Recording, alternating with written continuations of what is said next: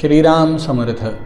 श्री गणेशाला, शारदेला, समर्थ सद्गुरूंना, सुतांना, सनकादिकांना, शुकाचार्यांना वंदन करून क्षणभर नामस्मरण करू. श्रीमद भागवत सारामृत कथेचे श्रवण करू. ओम नमो भगवते वासुदेवाय. ओम नमो भगवते वासुदेवाय. ओम नमो भगवते वासुदेवाय. ओम नमो भगवते वासुदेवाय. गोपाल कृष्ण भगवान की जय. सच्चिदानंद रूपाय विश्वोत्पत्त्यादि हेतवे तापत्रय विनाशाय श्रीकृष्णाय वयं नमः. श्रोते हो, नमस्कार. शुकाचार्य म्हणतात, राजा, भगवंताच्या अलौकिक लीलांचं वर्णन मी तुला सांगतोय.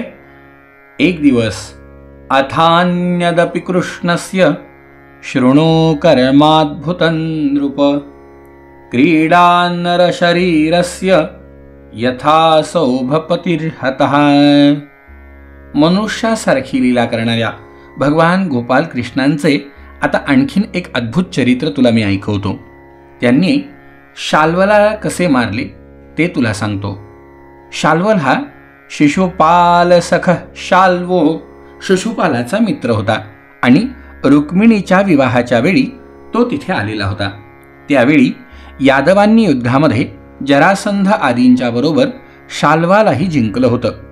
सर्व राजांच्या समक्ष त्या दिवशी शाल्वाने प्रतिज्ञा केली होती की मी पृथ्वीवरून यादवांचे नाव पुसून टाकील, पहाच माझे सामर्थ्य.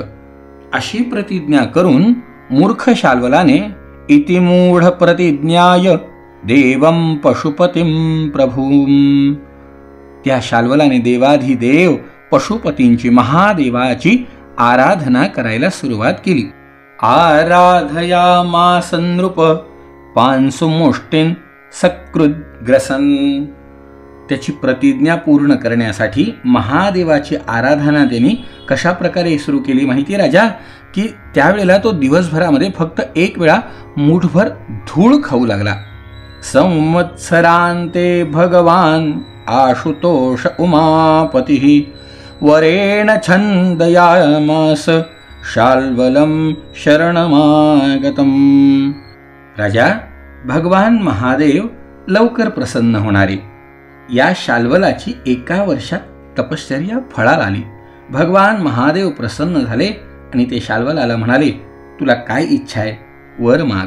तेव्हा तो म्हणाला, देवासुर मनुष्याणाम गंधर्वो रगरक्षसाम अभेद्यम कामगम वव्रे सयानम वृष्णिभीषणम.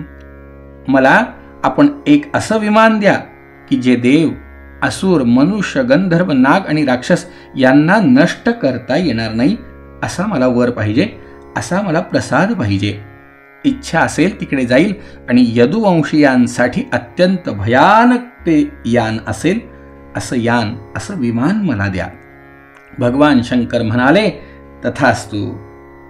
तथेति गिरीशादिष्टो मयः परपुरंजयः पुरन्निर्माय शाल्वाय प्रादात् सौमभयस्मयम्.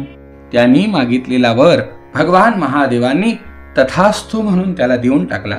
त्यानंतर त्यांच्या आज्ञेनुसार पराक्रमी मयदानवाने लोखंडाचे सौभ नावाचे विमान तयार केले आणि ते शाल्वाला दिले. ते विमान म्हणजे एक अगदी नगरच होते. ते इतके अंधकारमय होते की त्याला पाहणे किंवा पकडणे अतिशय अवघड होते. शाल्वाची इच्छा असेल तिथे ते जात होते. यादवांनी केलेला पराभव आठवून शाल्वाने ते विमान घेऊन द्वारकेवर चढाई केली, द्वारकेवर स्वारी केली. शाल्वाने आपल्या अवाढव्य सेनेद्वारा द्वारकेला चारी बाजूंनी घेरलं आणि नंतर तेथील फळाफुलांनी डहरलेली उपवनं, उद्यानं तो उद्ध्वस्त करायला लागला.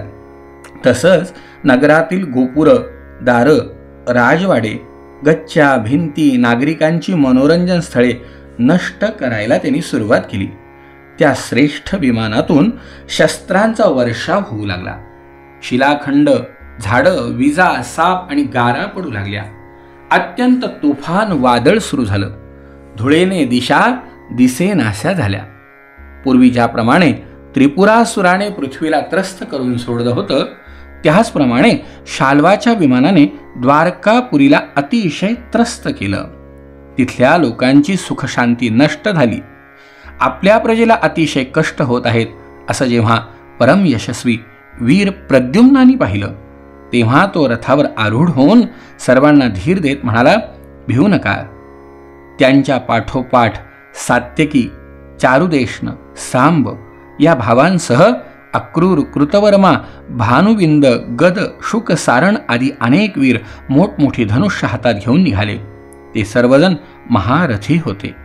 सर्वांनी कवच धारण केली आणि सर्वांचे रक्षण करण्यासाठी रथ, हत्ती, घोडे तसेच पायदळ सेनाबरोबर घेऊन ते युद्धाकरता निघाले.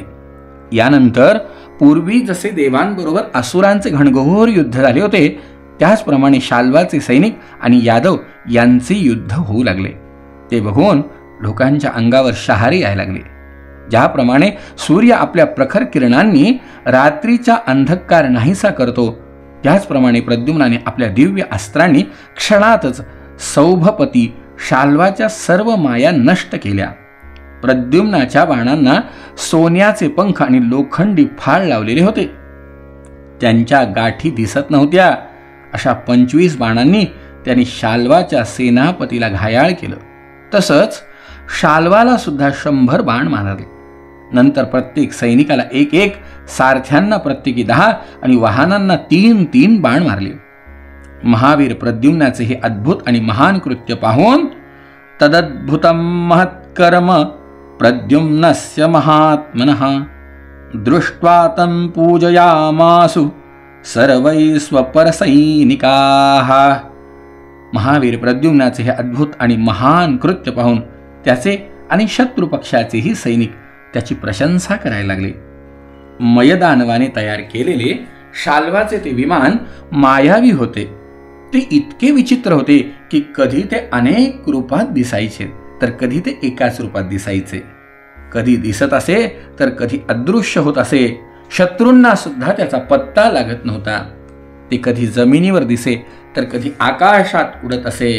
क्वचित भूमो क्वचित व्योमी गिरी मूर्ध्नि जले क्वचित अलात चक्रवद भ्रामत सौभंत दुरवस्थितम.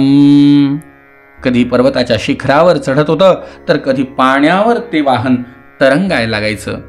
ते कोलिताप्रमाणे फिरत राही. ते कुठेच स्थिर होत नव्हतं.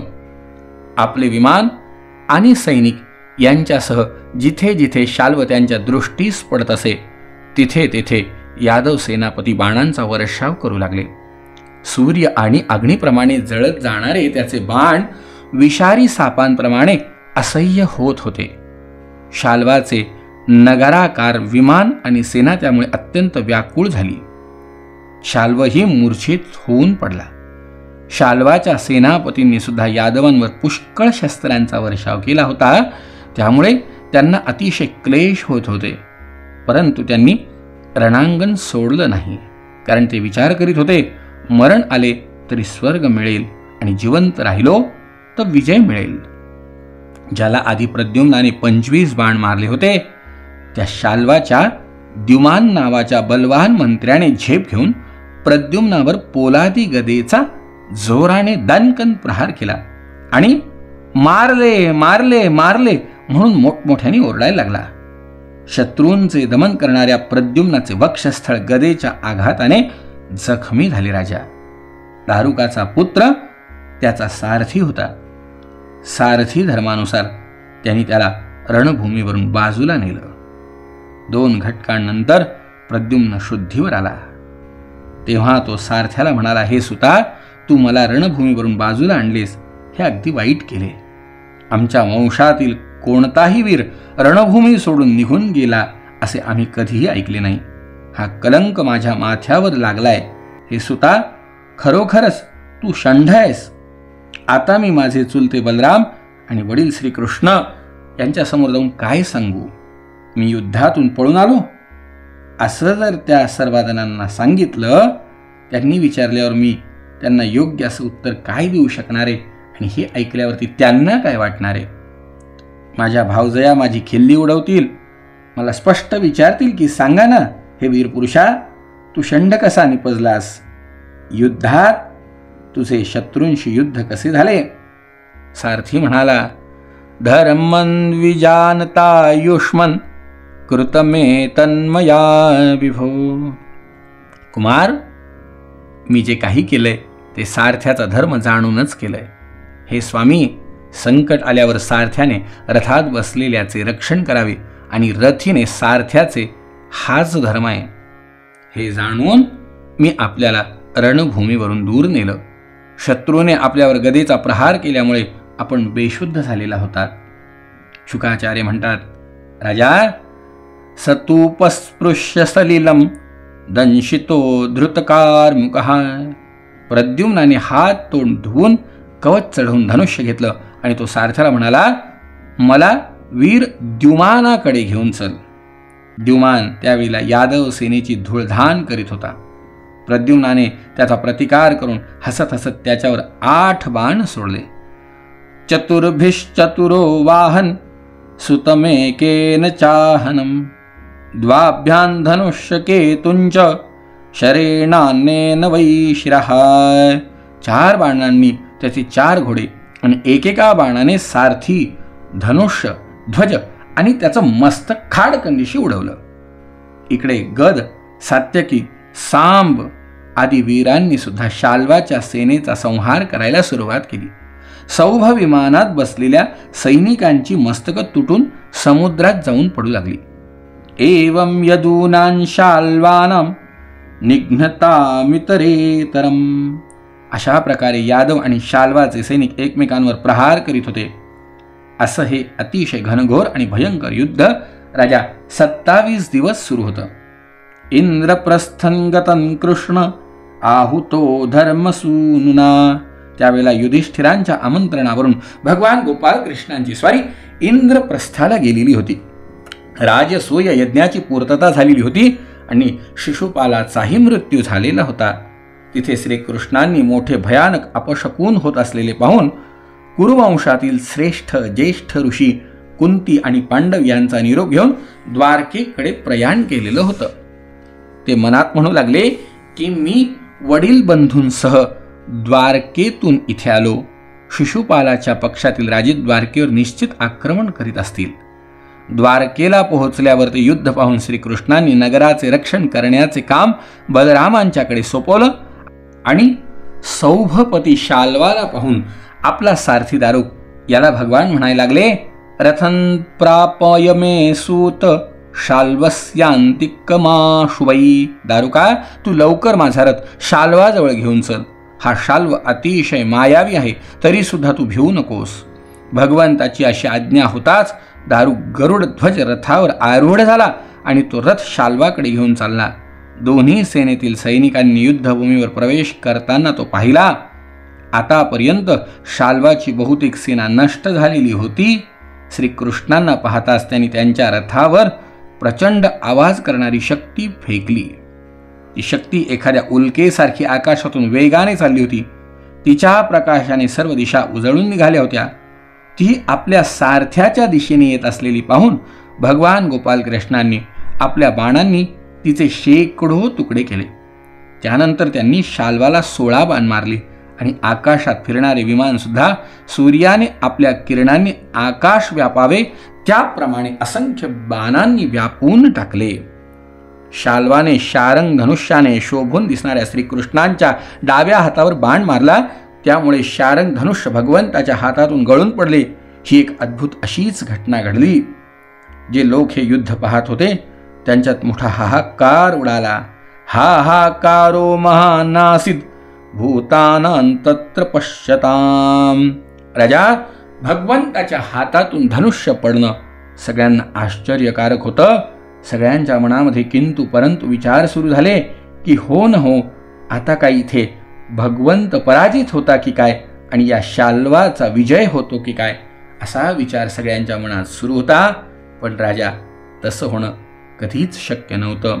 भगवंतामध्ये आणि शाल्वामध्ये युद्ध होऊन भगवंतानी त्याचा कसा उद्धार केला आणि काय घटना घडल्या उद्याच्या भागामध्ये श्रवण करू. जय जय रघुवीर समर्थ।